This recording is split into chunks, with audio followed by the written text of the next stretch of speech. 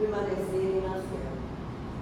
Quando se reuniram em Jerusalém, recordando o resto dos serviços do reino divino, conheceram a lapidação, a tortura, o exílio e o confisco dos bens.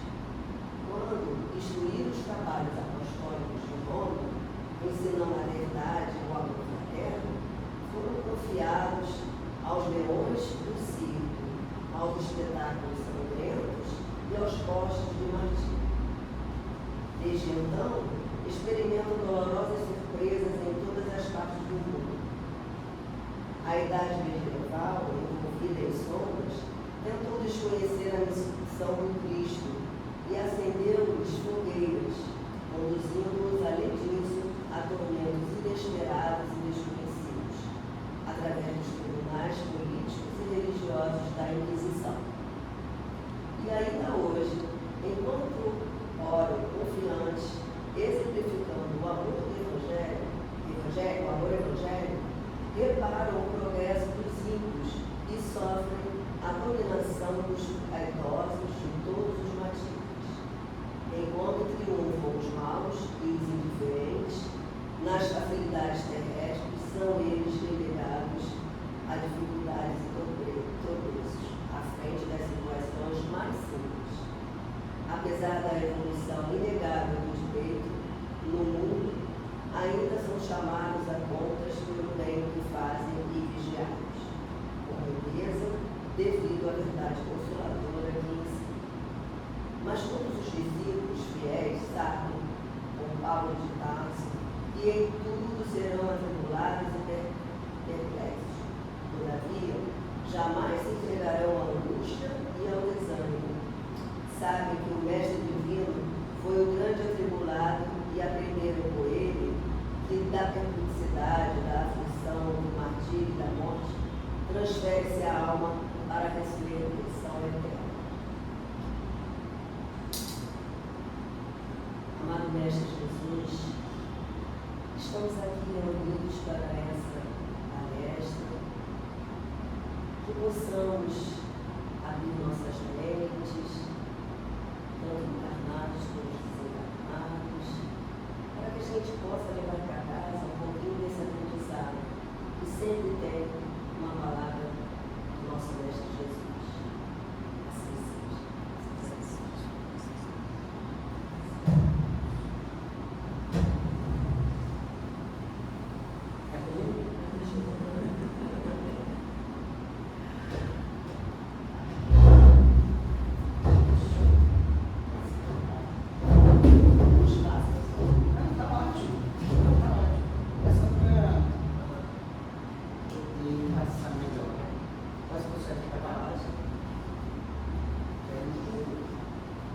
Então, boa tarde, gente. Já agradecendo a casa pelo convite. É sempre bom estar aqui com vocês, amigos encarnados, amigos desencarnados. Tá? Não sei se vocês estão vendo, mas tá cheio. Entendeu? Né? Porque a gente está sempre junto para um bom papo.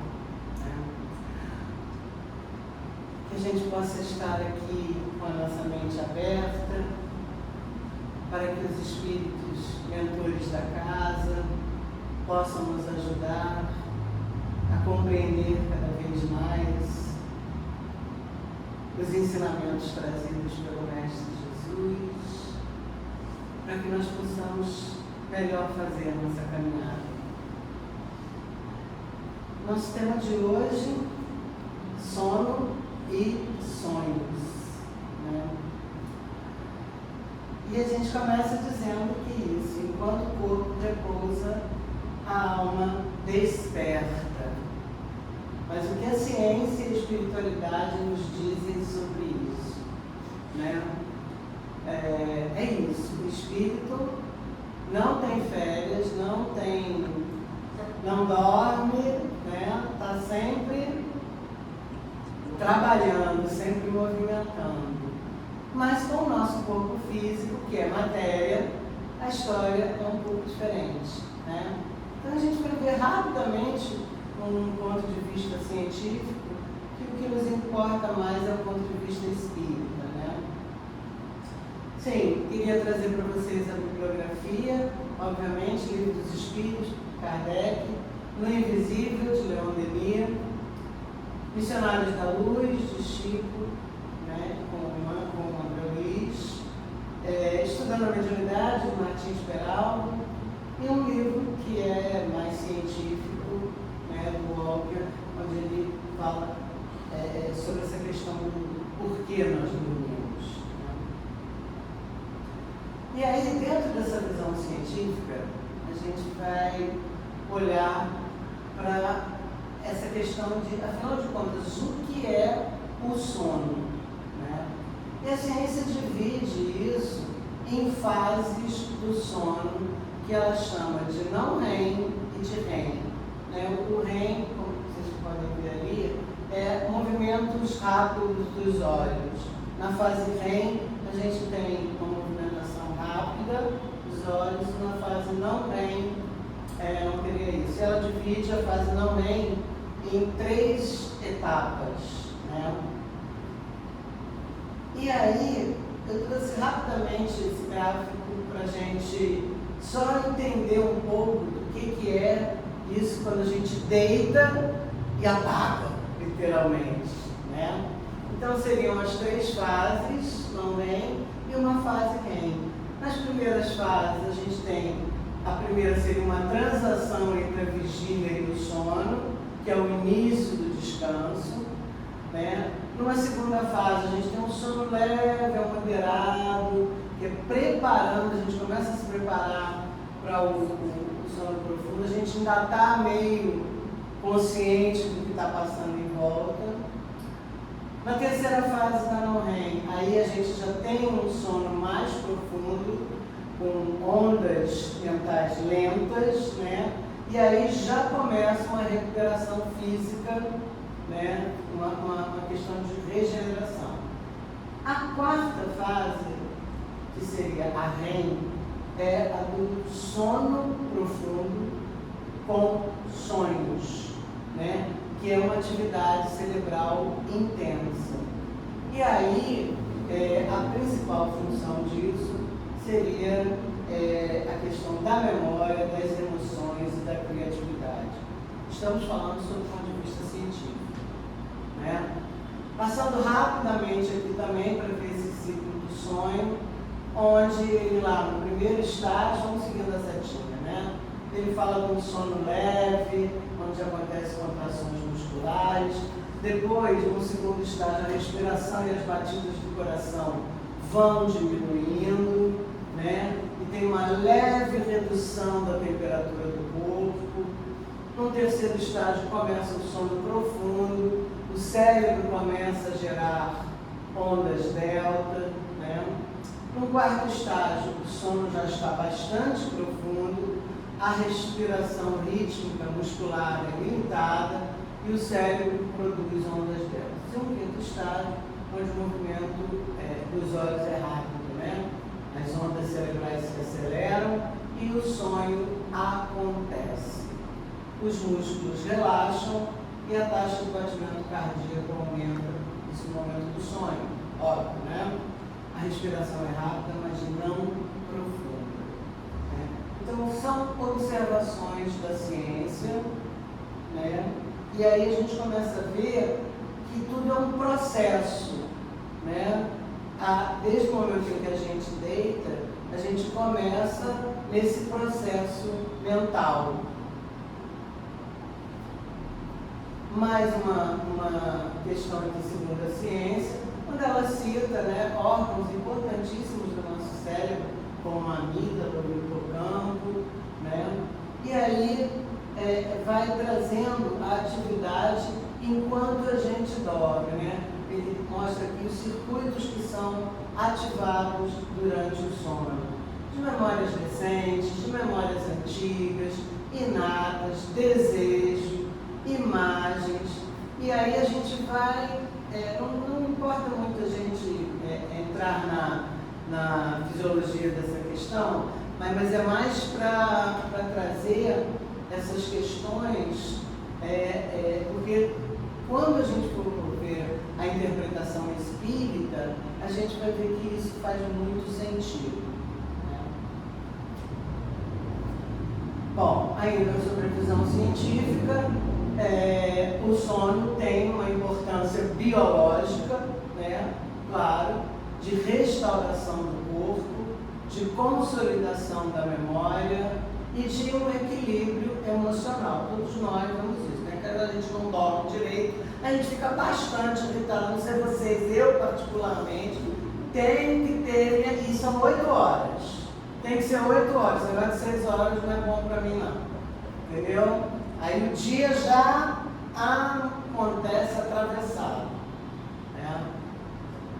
A privação do sono não é uma coisa legal, né? Porque a privação é uma condição em que a pessoa não dorme o suficiente, sou eu com menos de 8 horas, né? E aí não é o suficiente, seja em quantidade, seja em qualidade. Então, muitas das vezes, a gente pode dormir 12 horas, né? A quantidade está muito, mas a qualidade do sono, isso em várias situações. Quando a gente bebe muito e vai dormir literalmente bêbado, né? Quando a gente está com uma enfermidade, né? E passando por um processo febril, isso e aquilo. Então, você pode dormir muito, mas a qualidade desse sono não é legal. É um sono agitado, que não permite realmente aquilo que se propõe no sono, que é basicamente a restauração do corpo, né? As consequências disso, lógico, que são problemas mentais, né, cognitivos, físicos, né, a gente acorda cansado, um desequilíbrio às vezes até hormonal, porque lógico, né, o cérebro a gente sabe que, né, coordena todo o nosso sistema glandular também, né, é uma questão até de segurança também, as pessoas que dirigem, por exemplo, quando não dormem direito, né, podem cochilar no volante e causar um acidente, e impacto social também, social, profissional. Se você está de mau humor, socialmente você não vai ser, né, uma boa hora, né, e até profissionalmente, você também não rende como deveria, né, ou não é aquela pessoa bem-humorada, simpática que você é sempre. Isso traz problemas sociais. Falamos do sono e agora ainda na visão científica, o que é o sonho? Hipóteses, tá? Então são teorias que a ciência ainda corre atrás de comprovar, né? É um estudo, isso é um estudo complexo, né? Onde hoje em dia, graças a vários estudos de neurociências, a coisa está chegando a um patamar melhor de compreensão. Mas, a princípio, o sonho seria a teoria da consolidação da memória, né? O sonho se passa por você consolidar alguma memória que você teve durante, inclusive, o dia, né? É um processamento emocional, ou seja, reflete a tua emoção, né? E eles dizem também que é um ruído neural organizado em narrativas, né? Que eu confesso para vocês que eu não entendo muito bem o que é um ruído neural, mas tudo bem, também a gente não está preocupado com isso, né? E aí, só por curiosidade, né, trazer essa questão de que os estudos de neuroimagem mostram que os sonhos ativam áreas como a amígdala e o hipocampo, aquele desenho que a gente passou antes, né? Que são estruturas cerebrais muito importantes, tá? O cérebro continua ativo, especialmente na fase REM. E a ciência diz que todos sonham, mesmo os que não se lembram. Eu raramente lembro do meu sonho. Então, dizem os cientistas que todos nós sonhamos. Bom, isso foi uma introdução para a gente entrar na parte da visão espírita dessa questão do sono e dos sonhos, né? Obviamente, seguimos como base, temos aquela bibliografia que eu citei no começo, mas como base o Livro dos Espíritos, que vai desde a questão 400 até a 412, nos trazendo algumas informações importantes sobre esse assunto. E os Espíritos dizem assim para Kardec: o Espírito encarnado aspira constantemente à sua libertação e tanto mais deseja ver-se livre do seu invólucro, quanto mais grosseiro este é. Então, nós, espíritos, aprisionados aqui nesta matéria, né, nesta carne, né, gostamos muito quando nosso corpite vai dormir, porque é a hora que a gente se liberta, né? É a hora que a gente tem, obviamente, dentro de uma... Estou de costas por você, né, Dom? Mas perdoe-me. Anjo não tem costa, mas tem educação. Então, assim, a gente tem esse peso, né, de estar no corpo físico. Na verdade, os espíritos descrevem isso como uma prisão mesmo, né? Necessária para a gente passar as coisas da matéria. Mas a hora que a gente pode escapar um pouquinho, obviamente que isso está preso ao nível evolutivo de cada um, né? O quanto você escapa, mas é extremamente gostoso, né? Então eu diria que o sono, né, não só é algo necessário para o corpo físico, como algo extremamente agradável para o espírito. Durante o sono, a alma não repousa, né? Vimos isso com o corpo. O espírito jamais está inativo, né? Então, ali é uma representação do corpo físico ali deitadinho e o espírito, a alma, se desprendendo, obviamente que com laços ainda nesse corpo, porque os laços fluídicos só são cortados totalmente no desencarne, né? Mas o espírito tem essa liberdade, essa plasticidade, né? Espírito e perispírito, né? De caminhar no mundo espiritual. Durante o sono, afrouxam-se os laços que o prendem ao corpo, e não precisando este, então, da sua presença, ele se lança pelo espaço e entra em relação mais direta com os outros espíritos. Ou seja, vivemos, né, durante o sono, mais o mundo espiritual.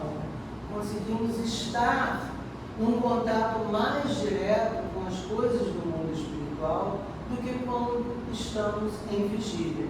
Por quê, gente? Lógico, porque a matéria, né, essa matéria condensada do nosso corpo físico, nos impede muito de sentir, perceber, muitas vezes até mesmo visualizar coisas do mundo espiritual.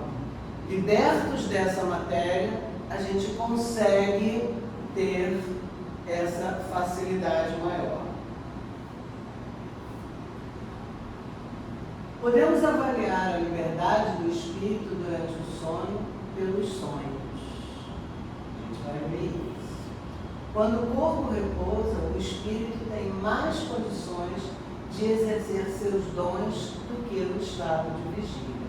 Então, a representação ali é de um espírito, né, perispírita, que tem toda uma gama de coisas para visualizar, para sentir quando se desprende do corpo físico. Esse espírito, muitas vezes, lembra-se do passado e algumas vezes até prevê futuro, né? Então, assim, aí a gente já começa a ver o porquê que muitas vezes a gente não entender nada, né, do sonho. Porque é isso, a gente muitas vezes visita o passado, né, com coisas lá que conscientemente a gente não lembra, não sabe.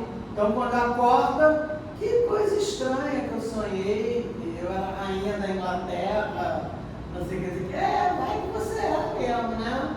Então, assim, a gente visita o passado e essa questão do prever o futuro é mais complicada, né? Mas é que a visão ampla do mundo espiritual, assessorado pelos mentores, obviamente, dependendo do nível evolutivo do espírito, possibilita isso, sim. Adquire maior potencialidade e pode pôr-se em comunicação com os demais espíritos, né? Frequentemente nós dizemos assim, eu tive um sonho extravagante, um sonho horrível, mas absolutamente inverossímil, né? Ela estava me contando o sonho que ela teve, entendeu? Eu não vou nem repetir para vocês, porque realmente era um negócio meio danado, né? O que acontece, né? Por que a gente tem isso? Em geral, é uma recordação dos lugares e das coisas que vimos ou que veremos em outra existência ou em outra ocasião. Olha a questão do passado e futuro aí, né? Estando entorpecido o corpo, o espírito trata de quebrar seus grilhões e de se investigar no passado ou no futuro. A gente se sente realmente fora daqui, né, da onde a gente conscientemente habita, né? Os sonhos são produto da emancipação da alma, né, que se torna mais independente pela suspensão da vida ativa, ou seja, se torna mais, o espírito para de se preocupar de comandar o corpo, né? Ele está, é ele e tudo bem, ele está livre para fazer uma série de coisas, né? E essa nomenclatura de emancipação da alma, alguns chamam de, aí você tem níveis de emancipação, né? Eu prefiro chamar de transe, né? Porque você tem o desdobramento, o sonambúlico, né? Então são níveis diferentes de transes, né? Eu gosto muito da nomenclatura de transe. E aí a representação é essa, o corpo físico adormecido, enquanto o espírito e perispírito se libertam. A alma se destaca do corpo carnal, do corpo físico, durante o sono e se transporta para um plano mais ou menos elevado do universo, onde ela percebe, com o auxílio de seus próprios sentidos, os seres e as coisas desse plano. Quem disse isso é Leon Denis, no livro No Invisível, capítulo 13. E é interessante, auxílio dos seus próprios sentidos, né, os seres e das coisas desse plano. Por quê? Porque o que acontece? O espírito, como nós falamos, ele se liberta, é espírito e perispírito, né? E isso propicia, obviamente, a compreensão, a visualização até, porque no plano espiritual nós sabemos que não dá para mentir, né, gente? Não dá para enganar, porque é cara a cara, eu diria perispírito com perispírito, né? Então, assim, os sentidos você não vê com o olho, você vê com todo o perispírito. Você não escuta com o ouvido, você escuta com todo o perispírito. Então, as sensações, as percepções são imensas, né? E aí é a hora que a gente lembra. A gente lembra do sonho. Todo mundo lembra do sonho? Tu lembra dos sonhos? Hein? Que delícia! Você lembra do sonho sempre, companheiro? Nem sempre, né? Nem sempre, né? De vez em quando, né? Eu lembro com detalhes. Tu lembra com detalhes? Oh, que ótimo! Eu não lembro de nada. Quase nunca lembro. Quase, a não ser quando é para mandar recado, né? Quando é para mandar recado aí não tem como escapar, né? Em geral as pessoas não lembram. Ou lembram de fragmentos que aí fica naquela, não entendi nada, que sonho doido, sonho maluco. Não é maluco, é só que fragmentou. É como se você pegasse uma gravação e cortasse alguns pedaços, depois fosse assistir, você não ia entender nada mesmo, né? Mas é isso, é comum não lembrarmos dos sonhos, porque como o corpo é matéria pesada e grosseira, dificilmente ela conserva as impressões que o espírito recebeu, porque a este não chegaram por intermédio dos órgãos corporais, né? Não passa pelo cérebro, é espírito e perispírito que está lá, né? Vendo as coisas. Então, assim, por que para uns sim e outros não sei, perguntem aos espíritos, porque eles ainda não explicaram isso, tá? Mas, de maneira geral, nosso corpo físico, obviamente, matéria pesada, condensada, e a mensagem, geralmente, não é passada ao corpo físico, ao cérebro físico. É, logicamente, ao cérebro perispirítico, né? Mas isso nem sempre é passado ao cérebro físico. Porque a descobrir. Leon Denis vai, ainda no livro No Invisível, vai classificar, eu não gosto muito desse negócio de classificação não, mas ele faz uma coisa, ele traz uma coisa interessante, porque tem várias classificações. Martin Peralva vai classificar de uma forma, Kardec no livro dos médicos vai dar, enfim, eu costumo dizer que é um bando de nome para a gente se complicar, né? Porque quanto mais nome, mais complica, ainda mais quando a gente vai ficando assim, velho que nem eu, que vai esquecendo as coisas, né? Mas tudo certo. Mas ele faz uma distinção que eu achei interessante. Ele classifica assim, primeiro em sonho comum, tá? Puramente cerebral. Esse é um sonho puramente cerebral. Esse sim, está no cérebro físico. Simples de repercussão de nossas disposições físicas ou de nossas preocupações morais. Também reflexo de impressões, imagens armazenadas no cérebro durante a vigília. Esse é o mais comum. Nós sonharmos com as coisas do dia a dia, com as coisas que nos preocupam, com os problemas que a gente quer resolver, né? E está difícil, né? Com fatos que aconteceram no dia a dia, agradáveis e desagradáveis, né? É muito comum a gente, por exemplo, presencia um acidente e tem à noite um sono agitado, até sonha com aquilo, né? Mas são coisas do nosso dia a dia, tá? É esse sonho.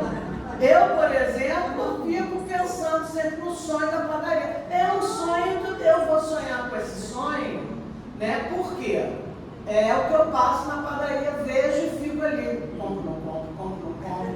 Não comprei o... Entendeu? Então, assim, vou sonhar com um sonho. Entendeu? Para quem prefere um chocolate, também temos. Né? Deu vontade? Pois é. Provavelmente à noite a gente sonha com isso. Mas tá tudo certo. Uma brincadeira, gente, pra gente, né?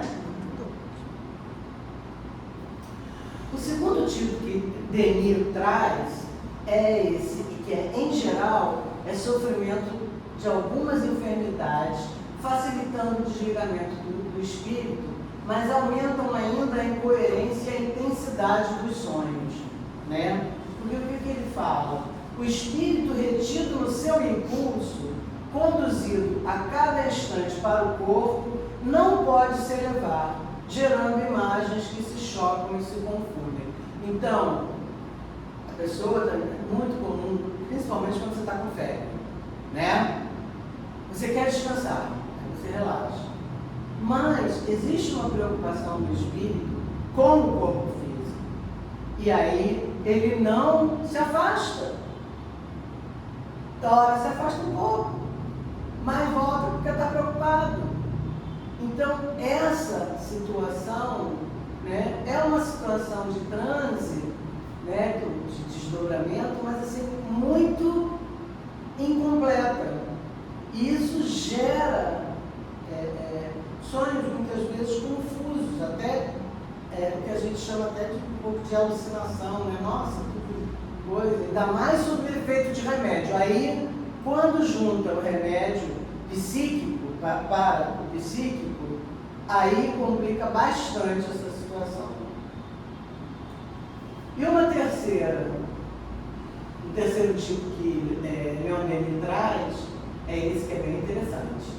São sonhos profundos e etéreos, onde o espírito escapa da vida física, desliga-se da matéria, percorre a superfície da terra e a imensidão.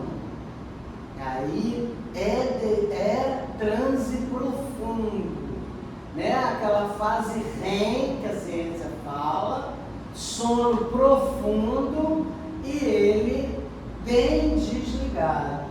Busca seres amados, parentes, amigos, guias espirituais, né? E fica feliz com esse sonho.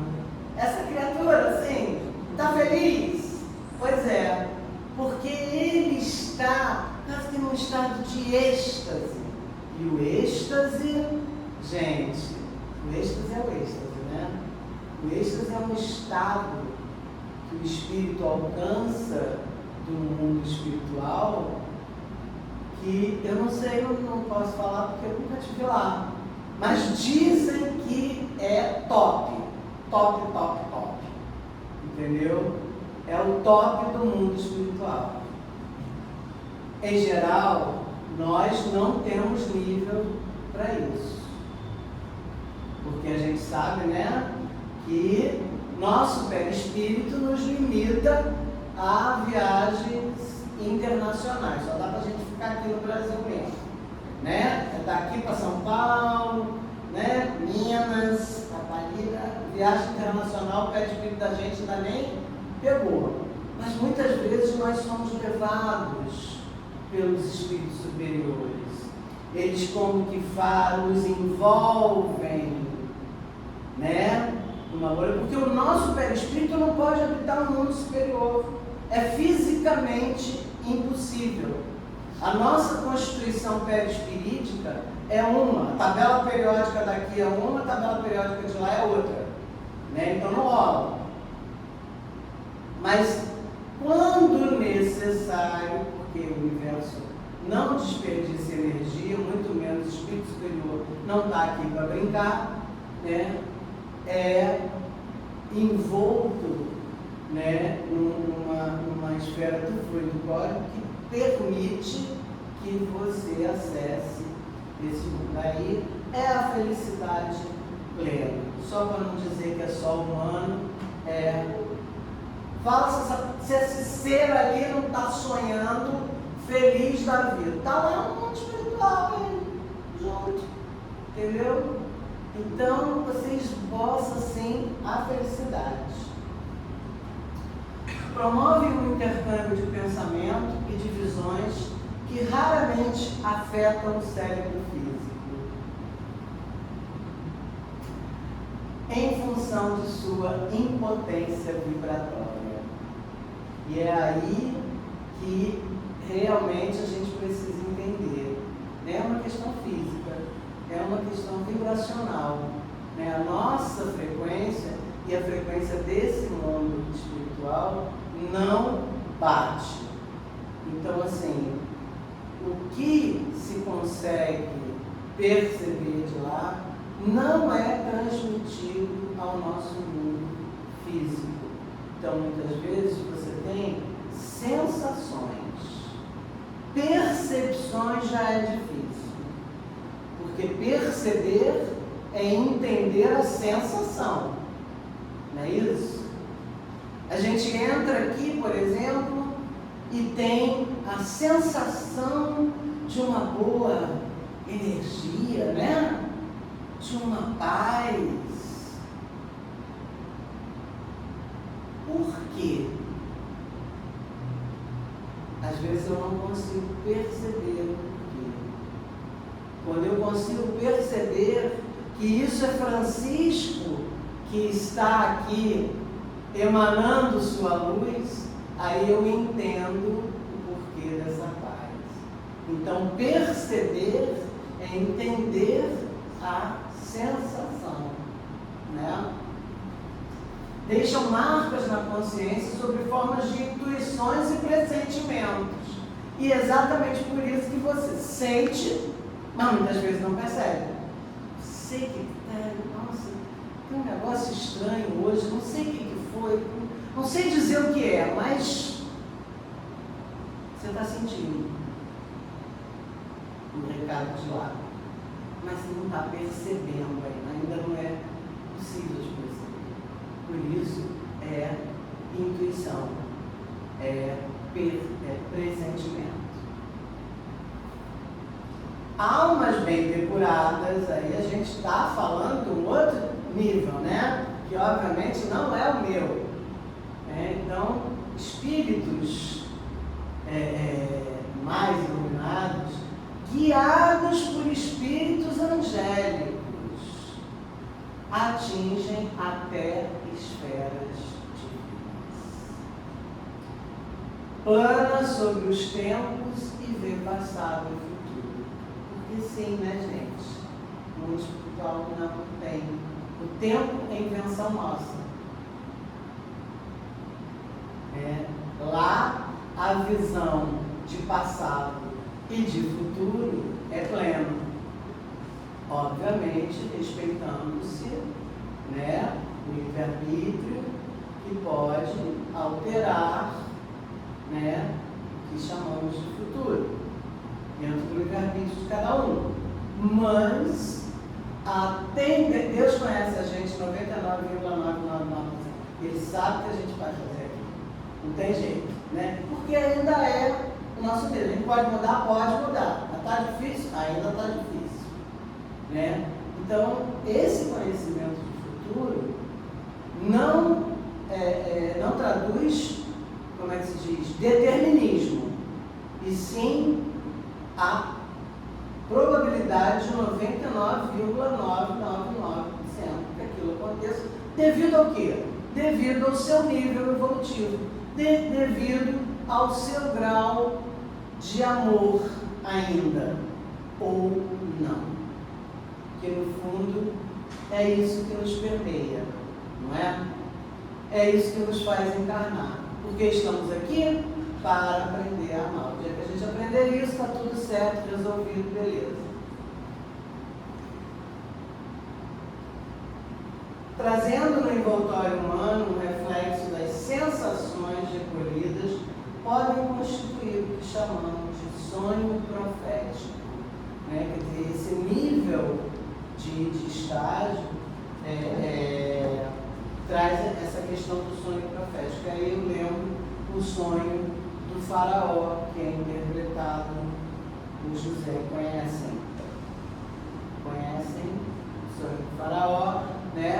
Que ele estava na beira do Nilo e sonhou que tinham 7 vacas muito gordas e de repente aparecem 7 vacas magras, esqueléticas, e elas estavam comendo as vacas gordas. E ele fica desesperado, né, com esse sonho. Ele sonha também espigas de milho, não sei o quê, e ele manda chamar os profetas dele, né, para interpretar, mas ninguém tem uma interpretação boa. E tinha um escravo, José, que fazia muito boas interpretações, era um escravo.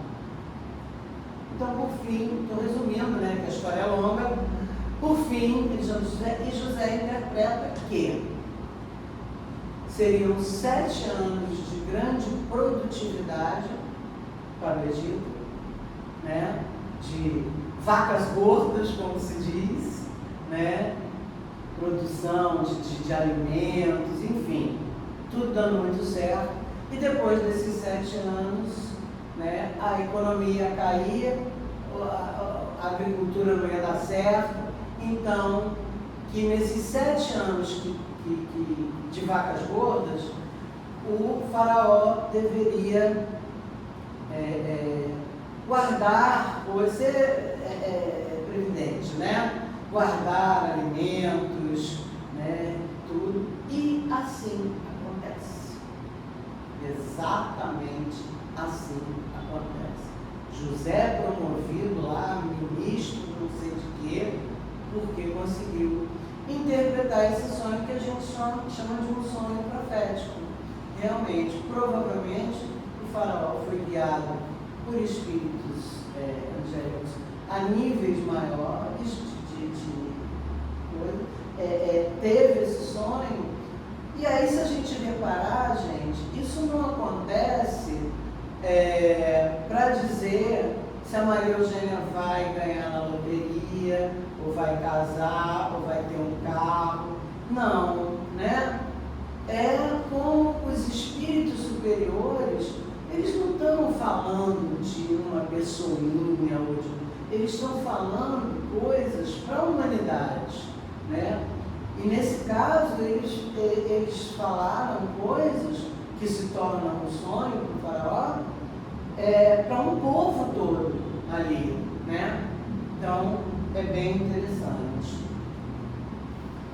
O fenômeno de premonição é a faculdade para alguns sensitivos de perceber no sono as coisas futuras.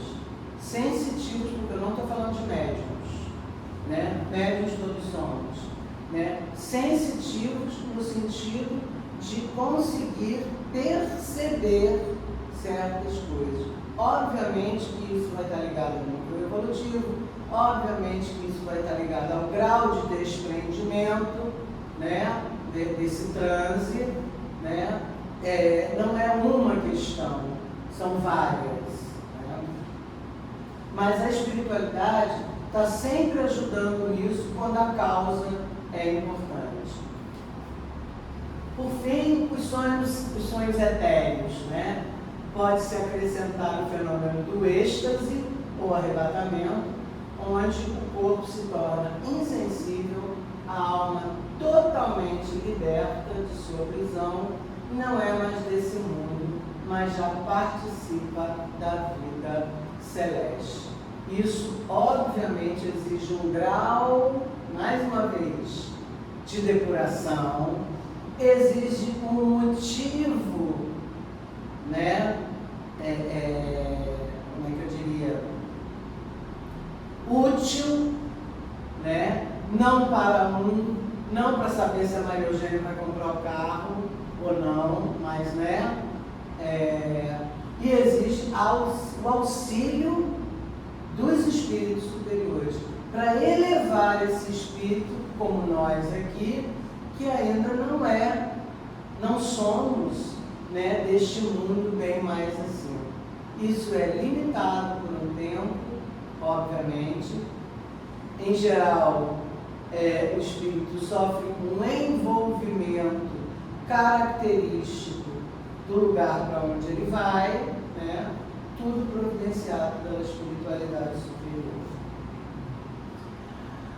E aí eu queria trazer para vocês essa ponte entre a ciência e o espiritismo, por isso eu no começo mostrei aquelas questões científicas sobre o sonho, né?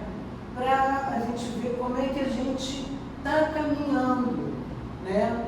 E que tudo tem a ver. A ciência é algo que trabalha com a matéria, né? Que tem as suas limitações pelas ferramentas que tem, ou que não tem ainda, né? E está tudo certo, né? E a gente não pode ficar cobrando. Eu falo isso porque eu vejo às vezes no movimento espírita uma cobrança em cima da ciência ou do cientista de que ele faça um pós-doutorado provando que Deus existe, né? Não é competência da ciência isso. Deus não é matéria e a ciência trabalha com matéria. Simples assim. Então, a ciência, para mim, é a misericórdia divina. A ciência, para mim, é o Pai, Criador disso tudo que está aqui, me deixando entender aquilo que Ele já criou há muito tempo. E é um trabalho árduo, é um trabalho duro, e é um trabalho que necessita de metodologia para que não seja leviano, né? Então, mas ela está caminhando com o auxílio, né, do nosso Pai, com o auxílio de Jesus, com o auxílio dos Espíritos superiores, que estão nos trazendo o conhecimento. Ciência é o quê? É conhecimento, é tomar conhecimento de, é tomar ciência de. É isso, né? Então, assim, semelhanças e convergências. Ambos reconhecem que o cérebro não desliga durante o sono. A ciência já admite que os sonhos têm um valor emocional, como a visão espírita, simbólico e de processamento profundo. O espiritismo amplia isso ao afirmar que o espírito atua além do cérebro. A ciência está vendo só o cérebro físico, porque é isso que ela tem para ver. Ela estuda com a matéria.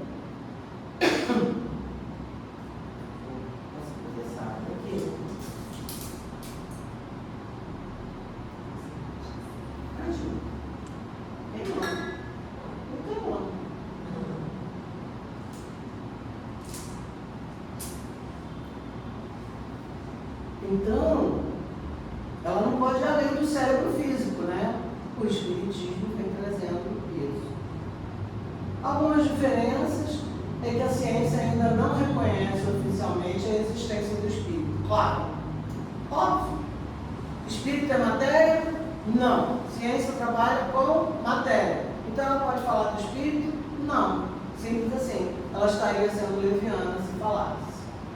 A espiritualidade interpreta os sonhos como experiências reais do espírito, enquanto a ciência vê como uma atividade cerebral.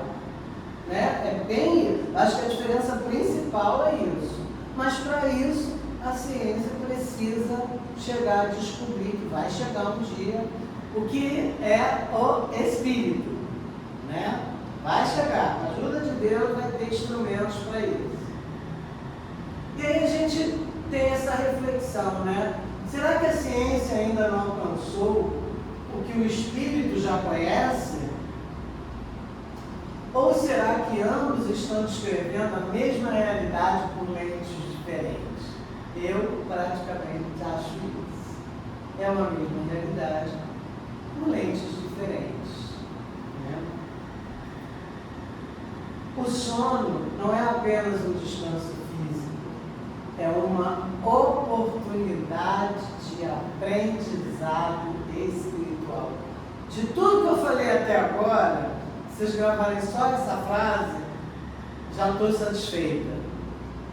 Porque é isso. É uma oportunidade de aprendizado espiritual. Cuidar da higiene do sono é cuidar do corpo e da alma. E aí é que vem. A prece, antes de dormir, é uma ferramenta poderosa para elevar a vibração espiritual. Por quê, gente? Geralmente, né, muitos de nós faz o evangelho no lar, vem no centro espírita, faz a prece, toma passe, mas antes de dormir, bate na cama, catapum e, né? Eu devo confessar que tem muitos dias que eu estou no meio da prece, acordo no dia seguinte. Falei, ô Jesus, ainda tinha tanto para pedir, mas enfim, vamos que vamos, né? Porque é isso, para onde vamos durante o sono? É isso que vai falar isso, da prece antes de dormir. Por quê? Porque a gente, falei que o espírito vai sair e vai por aí, para onde? Essa é a questão maior, né? Ao fecharmos os olhos, para onde nós vamos e com quem nós sintonizamos? Essa é a grande questão. Então, a gente depois acorda e diz, nossa, mas eu tive um sonho tão horroroso. Nossa, mas eu estou me sentindo tão cansada. Sabe onde você estava? Ou com quem? Sabe em que rave você estava? Chicoteado por quem? Né? Então, a gente precisa de lembrar disso. A importância do nosso horário diário. Porque a gente não sabe onde está indo, nem com quem está se entrevistando. A importância da prece antes de dormir, gente, é extrema. Porque a gente vai sair na night, literalmente, entendeu? Vai sair na night. E nem Deus sabe aonde a gente vai. Só Deus sabe onde a gente vai. Não, nem Deus sabe, porque Ele nem quer saber. Entendeu? Então, é muito importante antes de dormir fazer uma prece e pedir a presença do seu mentor, do seu anjo da guarda, como você queira chamar, né? Isso ajudará na proteção ao dormir e ao desdobrar-se, ou seja, nessa liberdade. É fundamental isso, né? Eu diria que, assim, a minha receita de felicidade é prece pela manhã, sorriso durante o dia e agradecimento antes de dormir. Agora, se não der para fazer isso tudo, faz a prece antes de dormir, pelo amor de Deus. Né? Às vezes a gente acorda já atrasado do trabalho e não dá para a prece da manhã. Às vezes a gente não está muito legal porque não fez a prece no dia anterior, né? Não está muito legal, então não sorri muito durante o dia, mas pelo amor de Deus, à noite, faz a prece. Para ver se o dia seguinte é melhor, não é? Não dá para esquecer isso. Essa prece na hora de dormir, gente, é 1 minutinho, 2. Não é a quantidade, mas é a qualidade, né? E aí, eu quero deixar para vocês a luz do Mestre Jesus tocando os nossos corações, nos fazendo perceber não as minhas palavras, mas as palavras dele, quando ele diz, ora e vigia. Ele não está sendo só bonzinho, ele está te dando uma receita de felicidade, né? Ele não está falando isso para você ser, né? Como é que se diz, um beato. Não. Ele está dizendo, cara, olha só, de noite você sai por aí e não sabe onde vai, então pede. De manhã você acorda também e não sabe o que será o teu dia, então pede. Né? É importante que das 24 horas do dia, onde a gente dedica, se não 24, mas 23 e 57 minutos ao material, a gente dedique pelo menos 2 ou 3 minutos ao espiritual. seja em forma de caridade com o outro, que é muito importante, mas seja em forma de prece, para que a gente consiga, né, se melhorar a cada dia. E melhorando a gente melhora o outro. E melhorando o outro, a gente melhora o mundo. Porque não adianta a gente só ficar falando que a sociedade está ruim, que a sociedade somos nós.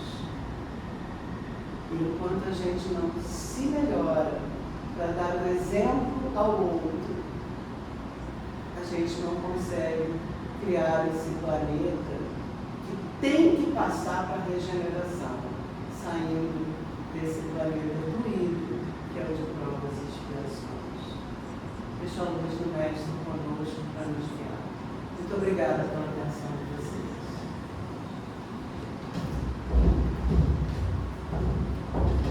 Falta praticamente a prece, né? Então, agradecemos então pelas palavras e possamos cuidar das nossas lágrimas, da segurança. Chegando no momento oportuno, lembrarmos dessa palestra de hoje, que a gente possa refletir, possamos sempre entrar em sintonia